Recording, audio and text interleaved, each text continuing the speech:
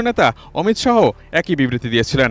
বাংলাদেশে বহু অংশে পড়াশোনা করতে আসা, ট্রিটমেন্ট করতে আসা, এখানকার যত বড় নার্সিং হোম কলকাতার আশপাশে সব বাংলাদেশের লোকেরা এসে ট্রিটমেন্ট করান। এখান থেকে চাল ডাল না গেলে খেতে পাবে না, কাপড় চোপড় না গেলে পরতে পারবে না। সমস্ত রকম সুবিধা আমরা দিয়ে আসছি। কলকারখানা কাজকর্ম আমাদের লোকেরাই করছে। বাজার করেন এখানে বিয়ে বাড়ি হলে।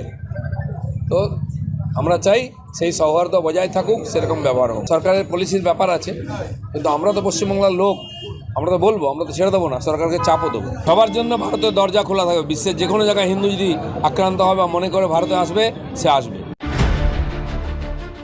সব মিলিয়ে দুই দেশের মধ্যে এই বৈরিতার শেষ কোথায় সেই প্রশ্নের উত্তর ঝুলে আছে দুই দেশের স্বার্থ সংশ্লিষ্ট নানা বোঝাপড়ায়। তবে এই বৈরিতার মধ্য দিয়ে অন্য কোনো সুযোগ সন্ধানী গোষ্ঠী যেন আঞ্চলিক অস্থিতিশীলতা তৈরি করে ফায়দা হাসিল করতে না পারে, সেই দিকে মনোযোগী হওয়ার আহ্বান রাজনৈতিক বিশেষজ্ঞদের।